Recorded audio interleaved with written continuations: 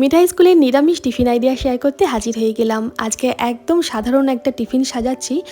যেহেতু আমরা 12 মাস রাত্রিবেলায় রুটি খাই, তাই আটাটা মাসকাবাড়ি বাজারে একটু বেশিই তোলা হয়। এবার যেহেতু বর্ষাকাল, বেশি দিন স্টোর করে এইসব জিনিস ঘরে রাখা যায় না, ছাতা পড়ে যাওয়ার বা পোকা ধরে যাওয়ার সম্ভাবনা থাকে, তাই দুবেলাই আমরা রুটি খাচ্ছি।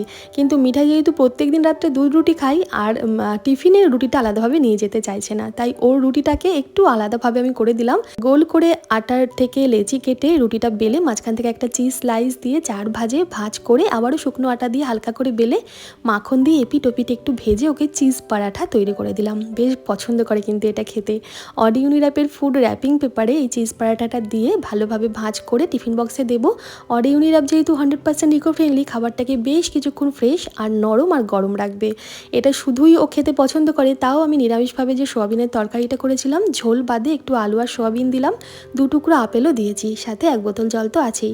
টিফিন আইডিয়া কেমন লাগলো জানাবেন। আর স্কুলে যাওয়ার সময় খেয়ে গেছে গরম গরম ভাত, সাথে একটু ওল ভাতে দিয়েছিলাম। এটাই একটুখানি লবণ, তেল আর লঙ্কা দিয়ে মেখে দেবো। বেশ ভালোবাসে কিন্তু ওল ভাতে, গাঠি কচু এসব খেতে আমার মেয়ে।